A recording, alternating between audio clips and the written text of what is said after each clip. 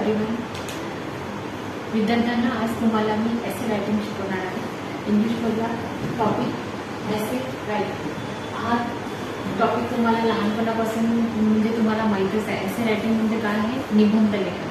निबंध लेखन काय असते?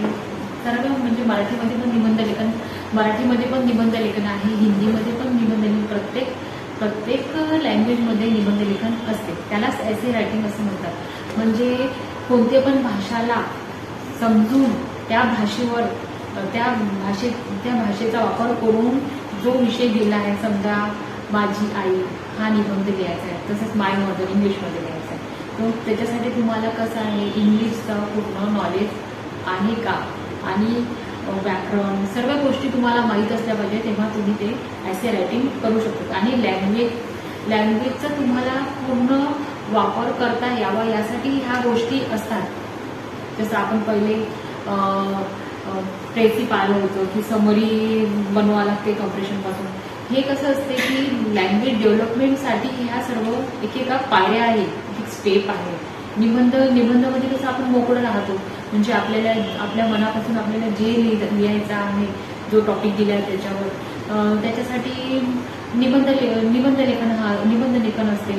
तर आपल्याला जर त्या नॉलेजविषयी, त्या भाषेविषयी सर्व नॉलेज असणार, तेव्हा आपण त्या टॉपिकवर निबंध लेखन करू शकतो. माझ्या आईविषयी तुम्ही आपल्या मराठी हिंदी लँग्वेजमध्ये लिहू शकतो, पण इंग्लिशमध्ये लिहिताना तुम्हाला ते ट्रान्सलेशन करता आलं पाहिजे.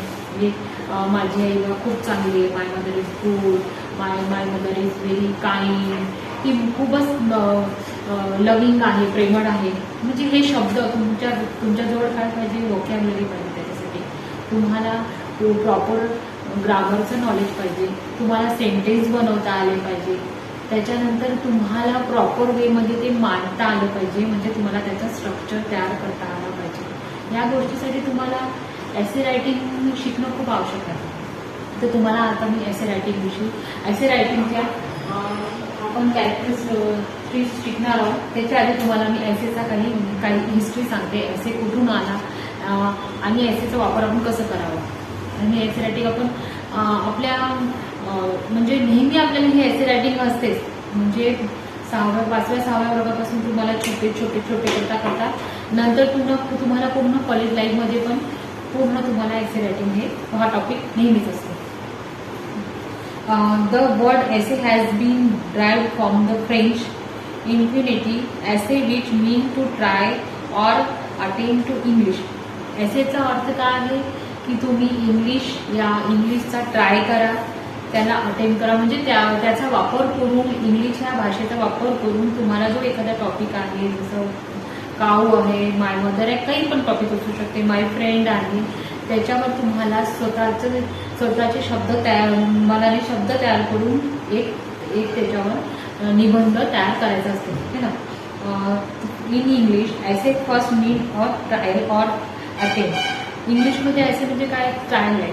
तुम्हाला एक भाषेचा वापर कसा करता येईल हे ट्रायल, म्हणजे त्याच्यातूनच तुमचं माहीत पडते ना ऐसे वाचल्यावर की याची इंग्लिश कशी आहे, याला इंग्लिश विषयी किती समजते, हा इंग्लिशचा वापर कसा करू शकते हा विद्यार्थी, त्याच्यावरून तो वाचणारा अंदाज लावू शकते. त्याच्यासाठी हे सर्व असते. तर त्याच्यासाठी तुम्हाला the Frenchman Michel de Montaigne was the first author who describe his work to essay. Firstly कोणी लावलं होतं? मिचेल डे मॉन्टेन यांनी ह्या एसेचा शोध लावला होता. He use term of characteristics goes as attempt to put his thought writing. त्यांनी पहिल्यांदा काय केले होते, आपले जे थॉट होते ते एका निबंधाच्या माध्यमातून लिहिले होते. And he easy grown of his company French Bacon's his essays publish in book from 1597, 1612 आणि 1625 were the first work in English that describe themselves as एसे.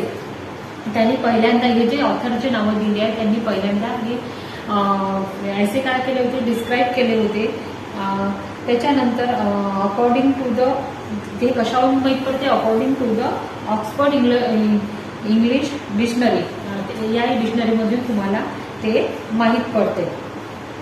आता तुम्हाला सांगते, जापानमध्ये as the novel essay excite to Japan सर्व center before they develop in Europe with essay now. Many of most notes early work of Japan literature are these. म्हणजे जपानमध्ये पण याचा तुम्हाला विस्तार दिसतो. तुम्हाला युरोपचं सांगितलं, युरोप कंट्रीमध्ये पहिल्यांदा ते एसेमध्ये जे ऑथरचे नावं सांगितले आहे तिथे पब्लिक झाले होते, त्यांनी त्याची सुरुवात केली होती. त्याच्यानंतर जपानमध्ये पण तुम्हाला दिसते. And in India essay is part of education curriculum at the school. तुम्हाला एसे हा पार्ट इंडियन करिक्युलममध्ये दिसणार, नेहमीच दिसते. स्कूल असो की कॉलेज असो. In India essay part of education curriculum at the school, college and university level. तुम्हाला स्कूल लेवलवर पण दिसते, कॉलेज लेवलवर पण दिसते एसे रायटिंगचं, आणि युनिव्हर्सिटी लेवलवर पण तुम्हाला एसे रायटिंग हे नेहमीच दिसणार आहे. कारण की ते खूप महत्त्वाचे टूल्स आहे लँग्वेज डेव्हलपमेंटसाठी. More than that is a significant compound in the test formal for different comparative examination for admission, recruitment, promotion and presentation. तुम्हाला सांगते ते कशासाठी आवश्यक आहे. एक्झामिनेशनसाठी एसे आहे, ॲडमिशनसाठी आहे. म्हणजे ऐसे तुम्ही याचा वापर तुम्हाला प्रत्येक जागी करावं लागते कशा ना कशा पद्धतीने. निबंध लेखन फक्त तुम्हाला का कशामध्ये दिसते का नाही, तुम्हाला एखादी राजकीय घटना लिहायची ते पण एक निबंध लेखनमध्येच आला आहे ना, की एखादी घटना लिहितो आपण, आपल्या देश स्वतंत्र कसा झाला, म्हणजे कोणत्या पण याच्यासाठी तुम्हाला निबंध लेखन हे कामी पडू शकते. आणि तुम्हाला त्याचं नॉलेज असलं पाहिजे, तुम्हाला ते लिहिता आलं पाहिजे. त्याच्यासाठी तुम्हाला सांगते the modern concept of essay. Thought the word essay originally mean an attempt or try on something, but now usually mean a short piece of writing on specifically subject. म्हणजे ते कसं आहे, त्याला आपण फक्त असं नाही म्हणू शकत की एसे मीन्स तुमचे विचार तुम्हाला अटेम्प्ट म्हणजे रिटर्नमध्ये लिहून ठेवायचे आहेत, किंवा ते फक्त एक ट्रायल म्हणून आहे, नाही. त्याचे एक छोटेशी नाही आहे, त्याचा खूप मोठा रिझन म्हणजे खूप मोठा व्याप्ती आहे त्याची एसेची. असं एसे म्हणजे काही शॉर्टमध्ये काही छोटंसं टूल्स नाही आहे लँग्वेजसाठी. त्याला जसं पाहू तसं आपण वापर करू शकतो, त्याचा यूज करू शकतो. नॉलेजली easy test and help consort that you are read and learner. म्हणजे ते एक खूप इझी आणि ऐसे हे खूप इझी आणि हेल्पफुल आहे रीडिंगसाठी आणि लर्नरसाठी. म्हणजे कोणी पण आपल्या भावना आहे त्याच्यामध्ये व्यक्त करू शकतो आणि दुसऱ्यापर्यंत पोहोचण्यासाठी पण ते आवश्यक आहे. Making them an important part of the learning process, practical for humanity subject. त्याच्यात हा सब्जेक्ट प्रॅक्टिकल सब्जेक्ट आहे आणि तो ह्युमॅनिटी म्हणजे मानवता विषय म्हणजे खूप विचारवंतांनी आपल्या निबंधातूनच कवी त्यांनी आपल्या म्हणजे जे मोठे मोठे ऑथर्स आहेत त्यांनी आपण मोठे मोठे लेख निबंधाच्या माध्यमातून बाकी जनसामान्यासाठी लिहिलेले आहे. कम्प्रेशन, परिचित आकलन, they test your ability, make sense of and clear explain complex concept and visual. म्हणजे हे कॉम्प्रेशन हे काय आहे, ते तुमची भाषेची ॲबिलिटी वाढवतं आणि ते काय करते ते मेक सेन्स क्लिअर, म्हणजे ते एकदम तुम्हाला ते भाषा तुमची क्लिअर करतं. म्हणजे जिथे जिथे तुम्हाला त्रुटी असते त्या तुमच्या हळूहळू कॉम्प्रेशन मुळे काय होते, क्लिअर होत जाते, तुमचे कॉन्सेप्ट क्लिअर होत जातात. तुमच्या ज्या वस्तू भाषेची तुम्हाला माहीत नाही आहे ते तुमच्या काय होतं सॉल्व्ह होत जातात. They test your ability to understand the question and product consider response to it. त्याच्यामुळे काय होते की तुम्हाला ते एक तुमच्यामध्ये एक सामर्थ्य येऊन जाते की तुम्ही कोणत्यावर विषयावर लिहायला तयार होतो. पहिले त्याच्या आधी तुम्हाला काय करावं लागणार, रीडिंग तुमची चांगली असली पाहिजे. त्याच्यानंतर तुम्हाला त्याच्यानंतर तुम्हाला सेंटेन्स बनवता आले पाहिजे. इंग्लिशचे स्पेलिंग तुमचे चांगले पाहिजे, तुमची व्होकॅब्युलरी चांगली पाहिजे. त्याच्यासाठी तुम्हाला वारंवार एसे रायटिंग हे करून पाहावं लागणार. ते evaluated your ability to observe to consider information from various sources, which probably mean convey lot material in the short space time is necessary, which bit of material or revolve with or not. म्हणजे तुम्हाला त्याच्यासाठी वेगवेगळ्या मटेरियलचा वापर करावा लागणार आहे. तुम्हाला वेगवेगळे डिक्शनरी पाहिजे, तुम्हाला त्याच्यासाठी वेगवेगळं व्होकॅब्युलरीमधून नवीन नवीन शब्द घ्यावे लागणार आहे. तुम्हाला भाषेचं नेहमी वाचन करावं राहावं लागणार आहे. त्याच्यामुळे तुमचं काय होणार आहे, तुम्हाला शब्दार्थ समजणार आहे आणि कोणता शब्द कुठे वापरायचा, सेंटेन्स कसे बनवायचे, तुम्हाला व्याकरणचं नॉलेज असलं पाहिजे. कोणत्या टेन्समध्ये लिहायचं आहे, प्रेझेंट टेन्समध्ये, पास्ट टेन्समध्ये, फ्युचर टेन्समध्ये, त्याच्यासाठी तुम्हाला सर्वच नॉलेज पाहिजे. त्याच्यासाठी तुम्हाला फक्त प्रॅक्टिस हाच एक माध्यम आहे. नेहमी प्रॅक्टिस करत राहण्याने तुम्ही ते इझिली करू शकता. They test over ability, right, balance and argument that the consider number of point of view. म्हणजे त्याच्यासाठी तुम्हाला काय करणार, तुमची काय होणार आहे, तुमची ॲबिलिटी वाढणार आहे. त्याच्यासाठी दे show your level of writing English skill. त्याच्यामुळे तुमची इंग्लिशची रायटिंग स्किल कशी होणार आहे, एकदम गुड होणार आहे. तुम्हाला म्हटलं ना 4 स्टेप आहे, रीडिंग, रायटिंग, लिसनिंग, स्पीकिंग, ह्या 4 स्टेप आहे. ऐसे रायटिंगने तुमची काय होणार आहे, रायटिंग स्किल चांगली होणार आहे. तुम्हाला इंग्लिश भाषेमध्ये तुमचं लेखन चांगलं होणार आहे ऐसे रायटिंगमध्ये. They even put your time management to the test. Essay are part of your workload and must be planned, provided and divided to a higher standard to deadline.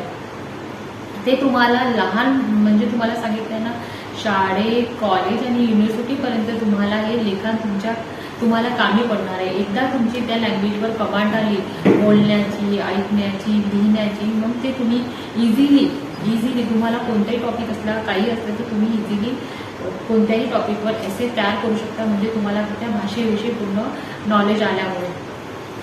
त्यानंतर आपण पाहणार आहोत कॅरेक्टरिस्टिक ऑफ एसेची कॅरेक्टरिस्टिक्स पाहणार आहोत.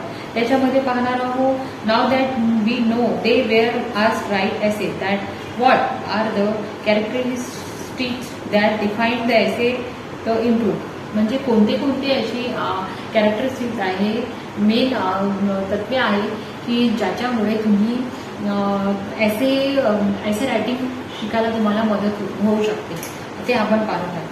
Original thinking म्हणजे तुमची पहिले तर तुम्हाला जे लिहायचं आहे ते तुम्ही विचार करणार आहे त्याचा.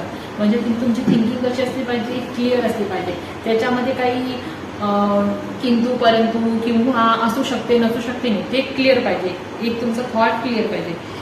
गुड ऐसे can be divided a brilliant ऐसे नीड टू ओरिजिनल. त्याच्यासाठी तुम्हाला कसं एक तुमचं शार्प माइंड पाहिजे की तुमचे जे विचार आहे ते क्लिअर पाहिजे. त्याच्यानंतर the hallmark of the truly brilliant ऐसे इज ओरिजिनल थिंकर. म्हणजे तो तुम्ही पाहता कोणाकोणाचे लेखन खूप चांगलं असते, ते वाचल्यानंतर आपल्याला ते असं वारंवार वाचावं वाटते. त्यांची ती क्रिएटिव्हिटी, त्यांची ती थिंकिंगची लेवल आपल्याला ते असं खूप भरावल्यासारखं वाटते की अरे असं असू शकते का, असं आपल्याला वाटते है ना. त्याच्यासाठी ते म्हणजे आपण काय म्हणतो, नाही हा खूपच ओरिजिनल थिंकर आहे खरंच. त्याच्यानंतर that does not have a mean coming of the in new theory. आणि त्याच्यामध्ये नाविन्य असलं पाहिजे. असं नाही रेग्युलेटरी बाकीच्यांनी जसं दिलं ॲज इट इज आपण एक असं लिहिलं. त्याच्यात जर आपण काही नवीन ॲड केलं तर ते वाचणाऱ्याला चांगलं वाटते आणि आपल्याला पण नॉलेज भेटते की आपल्याला ते शब्द वापरता आले तर आपल्याला पण बरं वाटते की नाही, आपल्याला पण आता या लँग्वेजविषयी पुढचं नॉलेज आहे. Most of the not all जे topic you will be study at some level understanding or about. काय होते त्यामुळे त्या टॉपिकमध्ये आपल्याला किती अंडरस्टँडिंग आहे हे नॉलेज आपल्याला माहीत पडते आणि वाचणाऱ्याला पण माहीत पडते की समोरच्या व्यक्तीला ज्याने हा ऐसे लिहिला आहे त्याला या टॉपिकविषयी किती नॉलेज आहे, कसं त्याने एक्सप्लेन केलं आहे. म्हणजे those topic has been thought about so much depth and by some one people that visual every possible angle with be thought the early. म्हणजे ते तुमच्यावर आहे, ते तुम्ही कसं पॉसिबल कराल ते तुमच्यावर आहे. तुमचे थॉट प्रोसेस तुम्ही जसं चालवाल, तुम्ही तुमचे विचार जसे घडवाल, जसे तुम्ही नॉलेज लेवल बुक वाचणार किंवा नाही समजणार कोणाला विचारून ज्याला माहिती आहे त्याच्याकडून नॉलेज घेणार, तसं तुमचं काय होणार आहे, तुम्हाला तर ते नॉलेज डेव्हलप होत जाणार आहे. But what it is does mean that essay stand out from those other students in the goes beyond the original approach. म्हणजे तुम्हाला ते कसं आहे, मी तुम्हाला पहिलेच म्हटलं, तुम्ही कोणाचं विचारून किंवा पाहून कोणाला कॉपी केली तर ते तुम्हाला त्याच्यात तुमची ओरिजिनॅलिटी दिसणार नाही. ते तुम्ही स्वतःच्या स्वतःच्या थिंकिंगनी स्वतः तयार केलं तर त्याच्यामध्ये ते तुम्हालाच त्याच्यामध्ये नॉलेज भेटणार आहे. ते तुम्हाला ते स्वतः प्रॅक्टिकल नॉलेज भेटणार आहे. दुसऱ्याच्या याच्यावर तुम्ही विचारपूस करून दिला तर तुम्हाला ते एवढं नॉलेज येणार नाही स्वतःला. फक्त तुम्ही ते काय करणार आहे, कॉपी करणार आहे. त्याच्यानंतर दुसरा पॉईंट आहे solid in depth knowledge and understanding. ते कसं असलं पाहिजे, खूप खोलपर्यंत असलं पाहिजे आणि डीप खोल. सॉलिड म्हणजे जड आणि खोलपर्यंत, आणि ते पूर्ण अंडरस्टँडिंग म्हणजे पूर्ण समजदारीने तयार करावं लागणार आहे. म्हणजे दुसरी कॅरेक्टरिस्टिक्स आहे एसेची. It goes to without say that brilliant essay should be demonstrate strong knowledge of the fact and just knowledge but sound comprehension of the concept of usual we discuss and why they matter.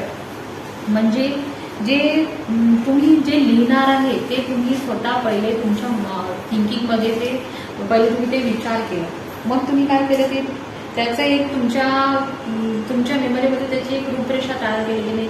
असे point लिहायचे, असं तयार करायचं आहे आणि त्याच्यामध्ये हे point आपल्याला द्यावे.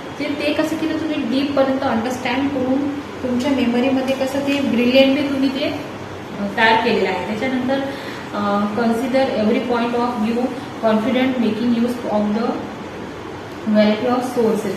म्हणजे तुम्ही काय केलं ते सर्व पॉईंट्स काय केले, त्या सर्व पॉईंट्सवर पूर्ण पॉईंट्स तयार करून त्याच्यावर एक नजर टाकली, लक्ष दिलं त्याच्यावर आणि त्यांना काय केलं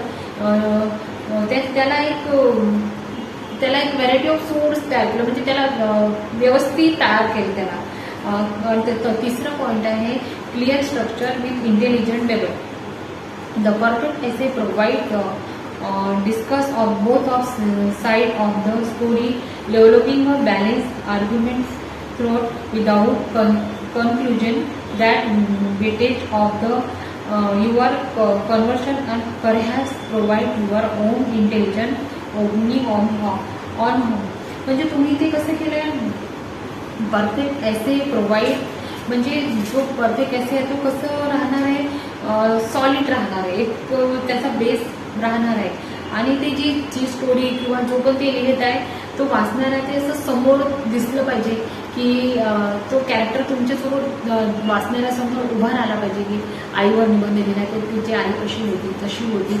म्हणजे ते पूर्ण खोलपर्यंत त्याचं खोलपर्यंत असं पडलं पाहिजे दुसऱ्यावर की नाही, ते उभं राहायला पाहिजे तो कॅरेक्टर त्याच्यासमोर वाचणाऱ्यासमोर. आणि लिहिणाऱ्यासमोर तो कॅरेक्टर उभा ठेवूनच त्याला लिहायचा की नाही माझी आई कशी आहे, माझी माझ्यावर निबंध लिहायचा आहे. तर समजा एक तुम्हाला एक्झाम्पल सांगितलं मी, तर ते म्हणजे तो कॅरेक्टर तयार झाला पाहिजे तिथे. ती स्टोरी जे पण लिहित आहे ते स्टोरीवर लिहित आहे काही, तर ती स्टोरी पण वाचणाऱ्या पुढच्या समोर उभी राहिली पाहिजे. म्हणजे ती एवढी क्लिअर आणि डेप्थ असली पाहिजे आणि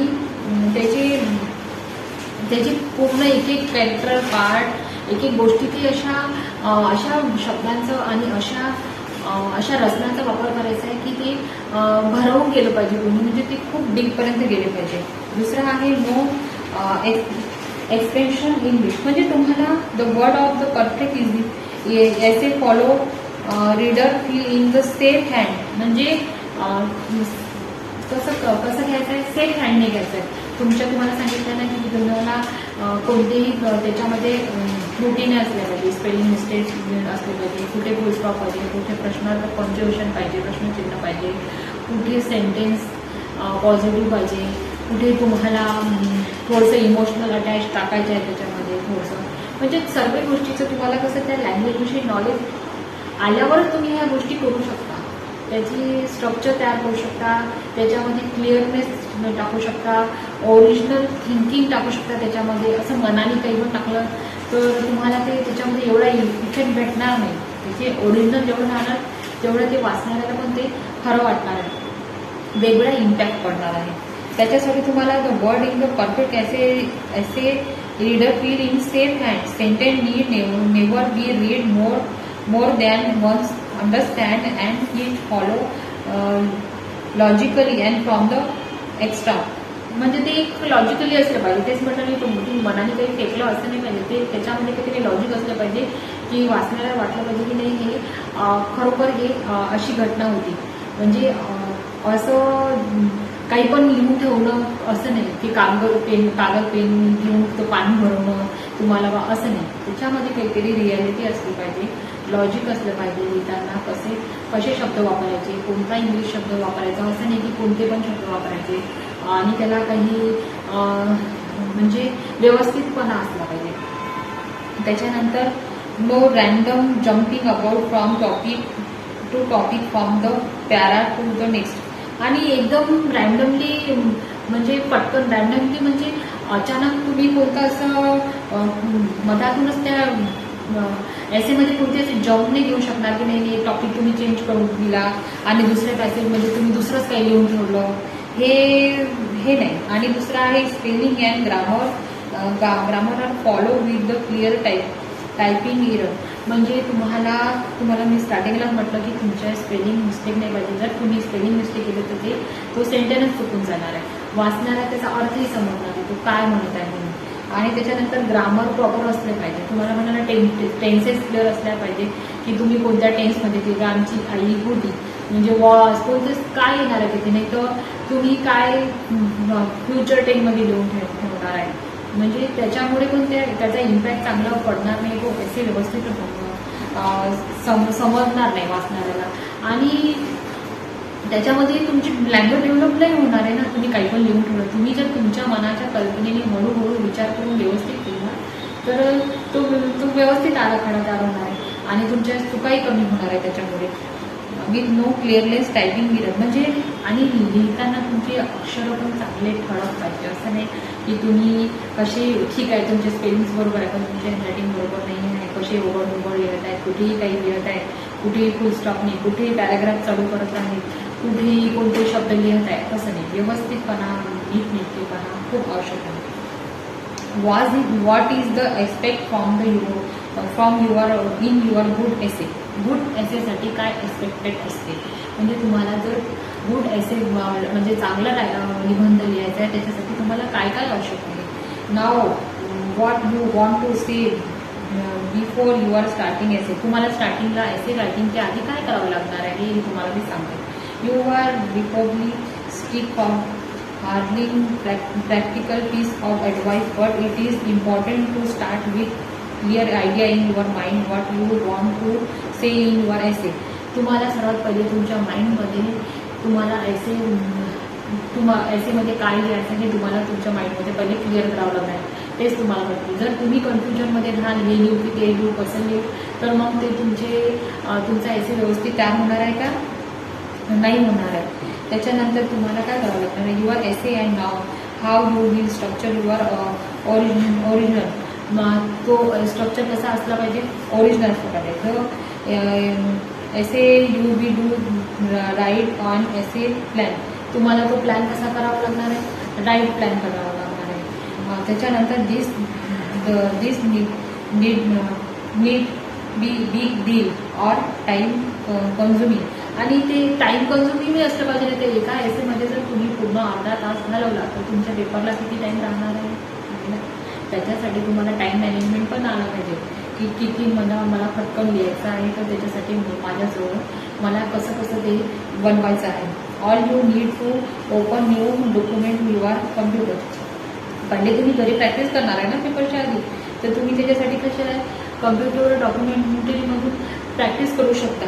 त्याच्यासाठी त्याच्यानंतर all you need to open new document from your computer type out the idea your want to cover and that drop from the logically order. त्याच्यासाठी तुम्ही एक स्ट्रक्चर तयार करू शकणार आहे की असे निबंध तयार करून जेव्हा तुम्ही प्रॅक्टिस करून पाहणार आहे तर तुम्हाला पेपरच्या वेळेस काही त्रास होणार नाही. तुम्हाला सेंटेन्स मेकिंगला त्रास होणार नाही, स्पेलिंगला त्रास होणार नाही आहे. तुम्हाला ते पहिल्यापासून तुमचं प्लॅन राहणार आहे तर तुम्हाला ते विचार करायला पण टाइमपास करावं लागणार. म्हणजे तुमचं टाइम मॅनेजमेंट पहिलेच होणार. Your essay should include in the introduction series of paragraph that develop in arrangement rather म्हणजे तुम्हाला स्टार्टिंगला काय करावं लागणार आहे, त्या एसेमध्ये स्टार्टिंगला काय करावं लागणार, पहिले तुम्हाला ते ज्या विषयावर दिलं आहे त्याचं इंट्रोडक्शन द्यावं लागणार आहे. त्याच्यानंतर पॅरेग्राफ तयार करून त्याला अरेंज करावं लागणार आहे.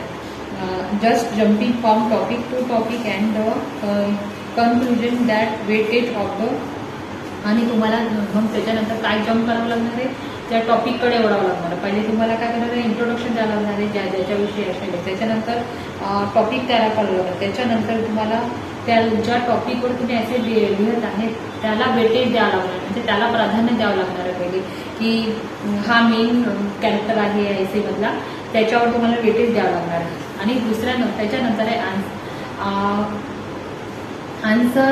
Answer the question you are be state not be question you want to answer. म्हणजे तुम्हाला स्वतःच प्रश्न विचारायचे, स्वतःच उत्तर द्यायचे आहे ना. म्हणजे तिथे कुणी दुसरं राहणार आहे का, नाही, तुम्हालाच त्या कॅरेक्टरविषयी प्रश्न तयार करायचे, तुम्हाला त्या कॅरेक्टरविषयी आन्सर पण द्यायचे आहे, की असं असू शकते, असं आहे, असं होणार आहे, असं झालं होतं, असं तुम्हाला स्वतः तयार करायचं आहे. A common problem with student response to essay that rather than using the question they will be said they try more question that try refer the right about because they want to they feel most comfortable with. खूपशा विद्यार्थ्यांचा असा problem होते की ते common problem जे असे common problem असतात छोटे छोटे ते सॉल्व्ह करू शकतात. म्हणजे त्यांना स्टार्टिंगलाच काय करायचं आहे आणि कसं ते छोटे जे खूप बिग लेवलचे नाही, स्मॉल लेवलचे जे छोटे छोटे प्रॉब्लेम असतात ना ते त्याच्यामध्येच ते अडकतात. त्याच्यासाठी काय करावं लागणार आहे, what they perfect write about, ज्यांनी ते जे लिहिलं आहे ते एकदम परफेक्ट लिहिलं आहे, because that they feel most comfortable. ते कसं होईल परफेक्ट लिहिलं, जेव्हा ते स्वतः कम्फर्टेबल राहणार, त्या भाषेविषयी त्यांना पूर्ण नॉलेज राहणार, त्यांची रीडिंग रायटिंग हे सगळे स्किल डेव्हलप होणार आहे. त्याच्यानंतर ते कम्फर्टेबल राहणार आहे. म्हणजे खूप विद्यार्थी be very careful not to this we could not of writing brilliant essay. त्यांना ते रायटिंग स्किल डेव्हलप झाल्यानंतर ते काय करणार आहे, ब्रिलियंट एसे देऊ शकणार आहे. त्याच्यासाठी त्यांना काय करणार आहे, लिहून लिहून प्रॅक्टिस करावं लागणार, सतत प्रॅक्टिस करावं लागणार आहे. But it didn't actually answer the question they need not going to be receive by the person making it. Give a balance arrangement. याच्यासाठी तुम्हाला काय बॅलेन्स अरेंजमेंट करावं लागतं ते तुम्हाला मी सांगते. Good essay give both side of arrangement. तुम्हाला चांगला जर एसे बनवायचा आहे त्याच्यासाठी तुम्हाला कोणत्या अरेंजमेंट करायचे आहे ते मी तुम्हाला सांगते. Presenting information importantly and consider multiple point of view. तुमची ज्यावर एसे द्यायचं ते इन्फॉर्मेशन तुमची प्रेझेंटिंग आहे, म्हणजे जे तुम्हाला प्रेझेंट करायचं आहे ते तुमचं कसं पाहिजे, क्लिअर पाहिजे आणि ते त्याच्या पॉईंट ऑफ व्ह्यूवरच असलं पाहिजे, म्हणजे त्याच्यावर आधारितच असलं पाहिजे. असं नाही लिहित आहे कशावर, विचार कशावर करत आहे आणि लिहिलं कशावर, असं नाही असलं पाहिजे. One side argument one compress as you need should that we thought about the comparatively. म्हणजे ते तुम्ही जे विचार केला तसंच ते आलं पाहिजे. Your opinion interpretation matter too. म्हणजे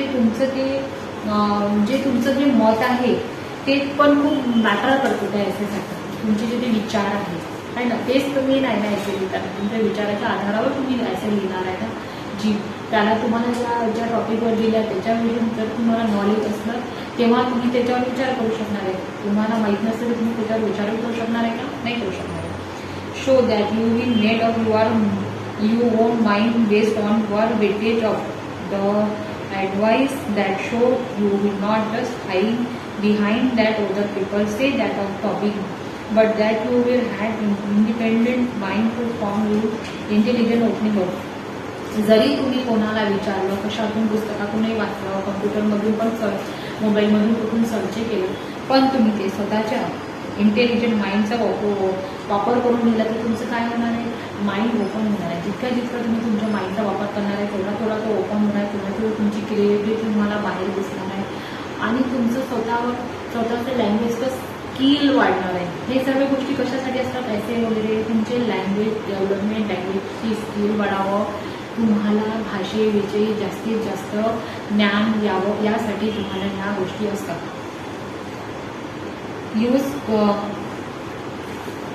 use Portal Laboratory. Use quotation from academic word or source backup point you are want to make.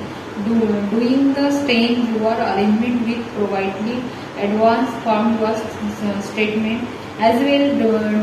Demonstration your building around your subject. म्हणजे तुम्ही ते स्वतः विचार करून किंवा माझं किती बरोबर आहे, कसं मी जे केलं आहे ते बरोबर आहे का, कसं करायचं, हे तुम्ही स्वतःच डेमॉन्स्ट्रेशन म्हणजे स्वतःच तुम्ही टेस्ट करू शकता. However don't go to for which and write essay that essentially just list of other people say about subject. तुम्ही दुसऱ्यांना विचारू शकता पण त्या विचारामध्ये स्वतःचा त्यांना विचारून तसं नाही, स्वतः विचार करून त्याच्यावर तुम्ही लिहायचं. Explain thing in your on word. तुम्ही काय करायचं, ते जे ऐसे आहे ते स्वतःच्या शब्दांनी स्वतः तयार करून लिहायचं. So have hide behind those people make your on mind about what you are writing about. As already maintained, it's fine to state your own opening. You are consider that arrangement and present that advice. म्हणजे तुम्ही स्वतःच्या मताने ते स्वतः तयार करायचं, दुसऱ्याकडून advice घ्यायची, विचारायचं, पण स्वतः तयार करायचं. तुम्हाला सांगितलं मी, म्हणजे त्यामुळे तुमचं स्वतःच कॉन्फिडन्स वाढणार आहे आणि स्वतःमध्ये त्या भाषेचं नॉलेज वाढणार आहे. ती भाषा तुम्हाला जवळकी वाटणार आहे. How to write. आपण ऐसे कसा राईट करायचा याच्याविषयी तुम्हाला मी सांगणार आहे. याच्या आधी मी तुम्हाला सांगितलं की ऐसे राईट करण्याच्या आधी तुम्हाला काय करावं लागणार आहे ते तुम्हाला सांगितलं. आता मी तुम्हाला सांगते की लिहिताना तुम्हाला काय करावं लागणार आहे. Now that you have learn the script of brilliant essay. You come to the stage of writing an essay. तुम्ही पाहिलं असेल की जे ब्रिलियंट लिखाण असते, त्यांचं जे ऑथर्स असतात त्यांचे जे लिखाण असते त्याच्यामध्ये जे शब्द वापरतात, जे रचना असते ते एकदम ब्रिलियंट असते. ते तुम्ही पाहिलं असेल, ते भारावून जाणारे असते. आपल्याला ते कॅरेक्टर आपल्या डोळ्यासमोर उभं करणारं असते. ते वाचल्यावर असं वाटतं की तो कॅरेक्टर आपल्या डोळ्यासमोर उभा झाला आहे. Before the examination, you will do better that you achieve following before your examination. त्याच्यासाठी एक्झामच्या आधी तुम्हाला ऐसे रायटिंगसाठी काय करावं लागणार. सर्वात आधी रीड. तुम्हाला काय करणार आहे, लिहिलेले खूप लोकांचे लिहिलेले जे ऐसे आहे, जे लिखाण आहे ते तुम्हाला वाचन रीड मोर म्हणतात. म्हणजे तुम्हाला ते सतत वाचावं लागणार आहे. वाचन केल्याने तुम्हाला ते ऐसे विषयी तुम्हाला ते भाषा कशी म्हणजे कसं लिहायचे, कोणतं सेंटेन्स कुठे लिहावं लागते आणि कशी रचना करायची तुम्हाला वाचनामुळे तुम्हाला समजणार आहे. ती रिडिंग स्किल डेव्हलप झाल्याशिवाय तुम्हाला ते येणार नाही. Read as much as can. म्हणजे तुम्हाला खूप वाचावं लागणार आहे. असे फुल रिडिंगमुळे तुम्हाला ते शब्द त्याचा अर्थ समजला. वाचत करता ते जे लिहिलं आहे त्याचा तुम्हाला अर्थ समजणार आहे. अर्थ समजल्यानंतर तुम्हाला स्वतःला ते लिहिताना तुम्हाला ते जड जाणार नाही. तुम्ही पण तसाच शब्द तयार करू शकून लिहू शकता. तुम्हाला फक्त त्याचं वाचल्यामुळे तुम्हाला ते कसं लिहिलं आहे ते तुम्हाला पण ते लिहिता येणार आहे. त्याच्यासाठी तुम्हाला काय करणार आहे, तुम्हाला नेहमी रीड बुक्स. त्याच्यासाठी काय करावं लागणार, तुम्हाला सो मेनी बुक्स रीड करावं लागणार आहे. तुम्हाला न्यूजपेपर वाचावं लागणार आहे. त्याच्यानंतर तुम्हाला वेरियस टॉपिकचे काय करणार आहे, जनरल जे बुक्स असतात, कॉमन बुक्स असतात, कोणत्या राजनेताविषयी असू शकते, नेचरविषयी असू शकते, फॅमिली, म्हणजे असे जे पण असे टूल्स आहे आपल्या सराउंडिंगमध्ये, ते न्यूजपेपर असो, बुक्स असो किंवा मोबाईलमध्ये असो, कोणती डॉक्युमेंटरी असते, कीप इन द माइंड. ते तुम्हाला वाचून वाचून काय करावं लागणार आहे, तुमच्या माइंडमध्ये कीप ठेवावं लागणार आहे नेहमी नेहमी. मग ते तुम्हाला ते रचना करणार, जेव्हा तुम्ही निबंधाची रचना करता ते तुमच्या कामी पडणार. तर practical examination you are good appear at your make a list of possible important topic. मग जेव्हा मेन एक्झाम असणार ना, तेव्हा तुमच्या माइंडमध्ये जे तुम्ही कीप करून ठेवलं आहे ना, ते तुम्हाला रचना करताना तुम्हाला ते कामी पडणार आहे इम्पॉर्टंट टॉपिक्समध्ये. म्हणून तुम्ही नेहमी ते कोणते पण बुक्स रीड करत राहणे, कोणत्या ऑथरचे असो, कोणत्या पण टॉपिकचे असो, म्हणजे त्याच्यामुळे तुम्हाला काय होणार आहे, तुमची रचना, क्रिएटिव्हिटी वाढणार आहे त्याच्यामुळे. त्याच्यानंतर रीड अदर पीपल्स एसे. आणि दुसरं काय आहे, तुम्हाला नेहमी दुसऱ्या लोकांनी लिहिलेले एसे वाचायचे, म्हणजे त्यांच्या रचना कशी असतात, ते सुरुवातीला काय लिहितात, त्या पॅरेग्राफ कसे तयार करतात, त्यांचं शेवट कसं करतात, त्यांच्या एसेमध्ये असं काय नवीन असते, काय असं वाव असते की ज्याच्यामुळे ते एसे सर्वांना आवडते. म्हणजे जे खूप नावाजलेले एसे आहे, निबंध आहे की जेणेकरून खूप फेमस झाले, पॉप्युलर झाले आहे. Just as the book you read help your on writing style. आणि त्याच्यामुळे तुम्हाला ते एसे वाचून तुम्हाला त्यांची रायटिंगची स्टाईल कळणार. प्रत्येकाचं लिखाणाचं एक स्टाईल असते ना, जसं सर्वांचं राहणीमानाचं एक स्टाईल असते, बोलण्याचा एक स्टाईल असते, तसं लिखाणाचं पण एक स्टाईल असते. त्याच्यामुळे तुम्हाला ते वेगवेगळ्या लोकांचे स्टाईल माहीत पडणार है ना. No so reading other peoples essay can help your develop beat on over essay writing style. त्याच्यामुळे काय होणार आहे, तुमच्या एसे रायटिंगची स्वतःची स्टाईल डेव्हलप होणार आहे की नाही असं लिहावं लागते, असं असते.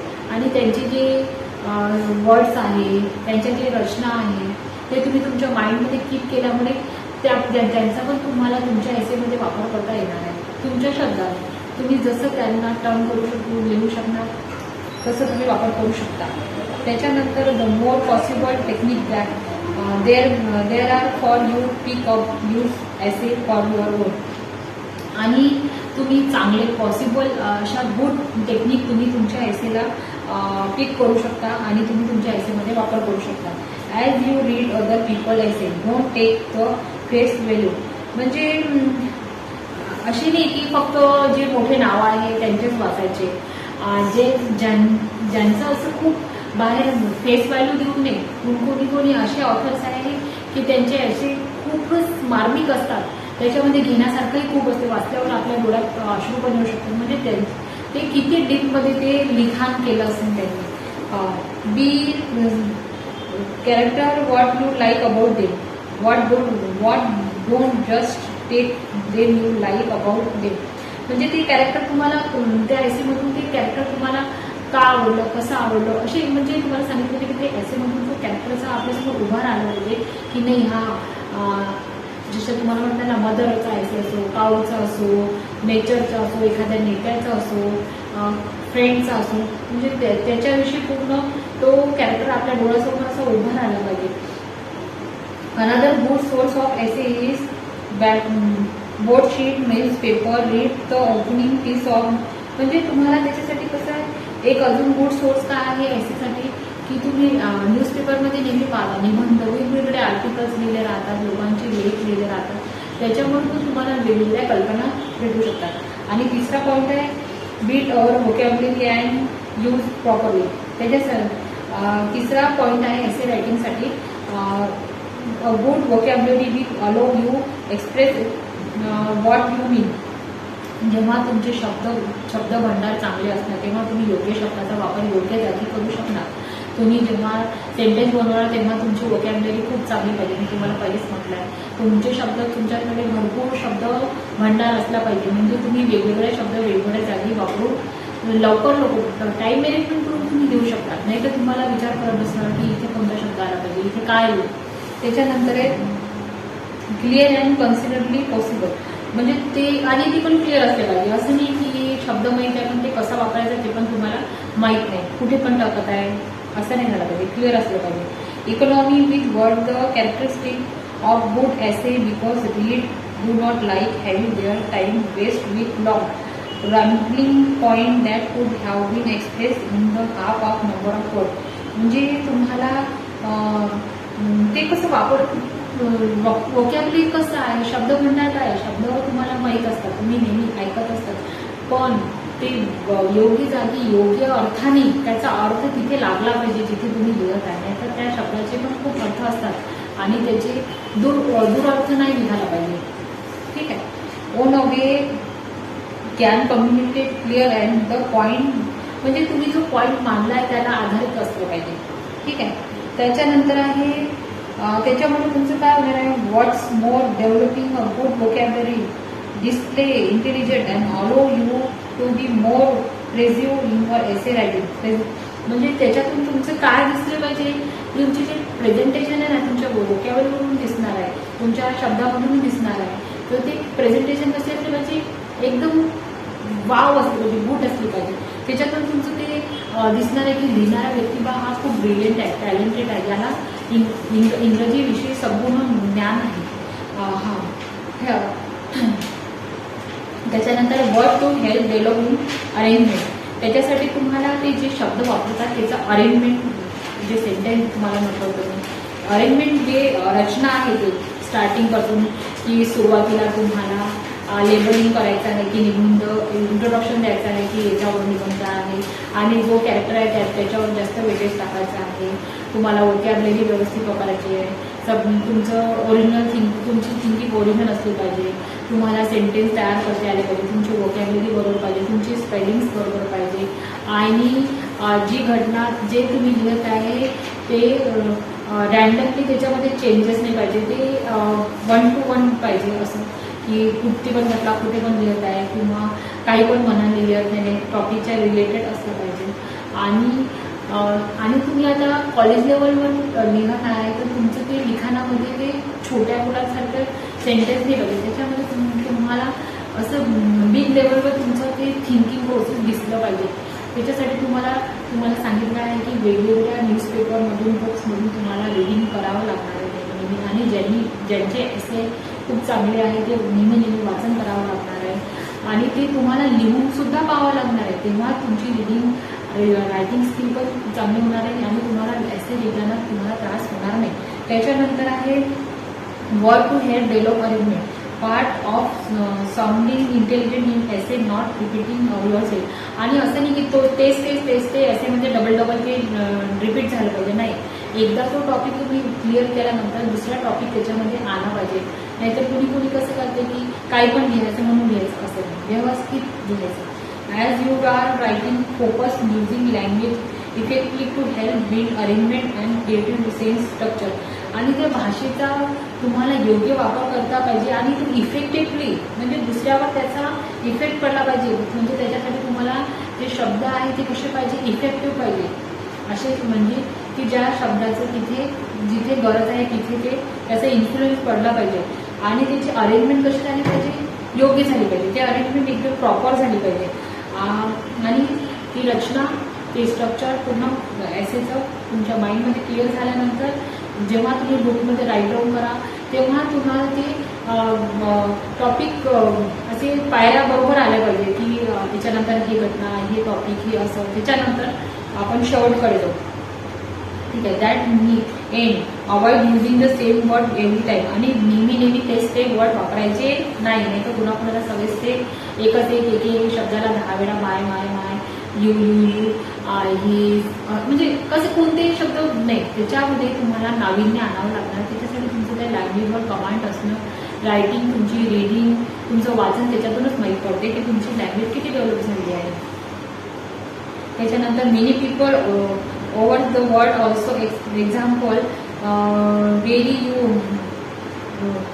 वारी word language and base word was more word. म्हणजे असे काही शब्द सांगितले याच्यामध्ये की हा म्हणजे काही शब्द असे आहे की ते 10 वेळा लिहितात. खूप लोक असे असतात की ते म्हणजे त्यांना काहीतरी असे वर्ड्स माहीत असतात, ते वारंवार तेच लिहून त्यांना दुसरे शब्द ऍड करून तेच ते लिहून ते शब्द असं नाही करायचं. त्याने ते वाचणाऱ्याला पण तुमचा काही इम्पॅक्ट चांगला पडणार नाही. फक्त त्याला असं वाटणार आहे की यांनी कागद काळे केली आहे. Hair developing your arrangement and make the reader feel they are being guide to thought problem on the sort of journey to your conclusion. म्हणजे त्याच्यातून तुमची असं तुमचं एक ब्रिलियंटपणा दिसलं पाहिजे. त्याच्यातून तुमची चांगलं एक इम्पॅक्ट पडला पाहिजे वाचणाऱ्याला की नाही वा यांनी वा योग्य इंटेलिजंटली व्यवस्थित वाटल्यास खूप मोठं नाही पण व्यवस्थित लिहिलं तर समोरच्याला तुमचा तुम्हाला त्यांना माहित पडेल की ह्याला लँग्वेज विषयी खूप नॉलेज आहे. We have probably all had hammered into we should be write an essay plan before starting writing but your own hazard. We need to know that the arrangement you are going to make actually only then can starting writing structure essay build up over conclusion. म्हणजे कुठे कुठे pitches द्यायचे, कुठे stop द्यायचे, कुठे टॉपिकला jump करायचे, कुठे फालतूशी गोष्टीला त्या एसेमध्ये ऍड नाही करायचे. जिथे जे आवश्यक आहे तेवढे देऊन तुम्हाला ते एसे कम्प्लीट करा. Tell the reader what other people say. म्हणजे tell the reader what other say म्हणजे जो वाचणारा जो रीडर आहे तो दुसऱ्याला काय सांगणार आहे त्याच्यावरून, म्हणजे त्याचं काय त्याच्यातून काय मिळणार, काय त्याला समजलं तुमच्याविषयी की ते सांगते. Essay are change you show of how read are make sure quarter that people opening the original source. म्हणजे रायटिंग अबाउट याने तुम्ही काय लिहिलं आहे याच्यावरून त्याला काय समजलं, तुमच्या लिखाणातून त्याला काय समजलं हे पण महत्वाचं आहे ना. तुम्ही असं नाही की फक्त लिहिलं आहे, त्याच्यात तुमच्या भावना काय आहे, तुमची लँग्वेजविषयी नॉलेज किती आहे, तुम्हाला ते टॉपिकविषयी किती माहिती आहे हे पण त्याच्यातून माहीत पडते ना. For each of the subject started page in the notebook from the important people in the feeling with summary of they live what they live are. म्हणजे जे तुम्ही लिहिलं आहे ते त्याची म्हणजे रूपरेखा कशी तयार केली आहे तुम्ही हे महत्वाचं आहे. त्याच्यानंतर आहे तुम्हाला स्टेजेस सांगते मी. हे पहा, पहिले यूज माइंड म्हणजे तुम्हाला तुमच्या माइंडचा वापर करायचा आहे एसेमध्ये. दुसऱ्या म्हणजे व्हॉट कधी, वेन, वेअर, वाय, हाऊ. म्हणजे हे असे प्रश्न स्वतःला विचारायचे कसा, कधी, का. आणि दुसरी स्टेज आहे make point different aspect of the topic. म्हणजे तुम्हाला त्या टॉपिकविषयी कोणतेही पॉईंट घ्यायचे ते तयार करायचे. पहिले सर्वात स्टार्टिंगला तुम्हाला स्वतः विचार करायचा आहे. त्याच्यानंतर तुम्हाला ते ज्या टॉपिक दिल्या त्याचं इंट्रोडक्शन घ्यायचं आहे. त्याच्यानंतर बॅकग्राऊंड हिस्ट्री त्याच्या रिलेटेड तुम्हाला जे माहिती आहे ते लिहायचं आहे. त्याच्यानंतर मेन कॉन्सेप्ट, त्याच्यानंतर एक पॅरेग्राफ तयार करून तुम्हाला एक मेन त्या टॉपिक जो टॉपिक दिला त्याचा मेन कॉन्सेप्ट तयार करायचा आहे. त्याच्यानंतर करेक्ट त्याच्या रिलेटेड करेक्ट माहिती द्यायची हां. आणि जो टॉपिक दिला त्याची पॉझिटिव्ह साईड ठेवायची, निगेटिव्ह. आणि त्याच्यानंतर त्याच्याविषयी तुम्हाला जर काही निगेटिव्ह व्ह्यूज जरी आले तर त्याच्यासाठी निगेटिव्ह व्ह्यू ठेवायचे. आणि सजेशन आणि तुम्हाला त्याच्यावरून काय सजेशन द्यायचे आहे आणि तुमची काय कन्क्लुजन आहे अशा प्रकारे तो एसेचा आराखडा तयार करायचा. अशा प्रकारे आपण एसे रायटिंग आज शिकलो आहोत. 16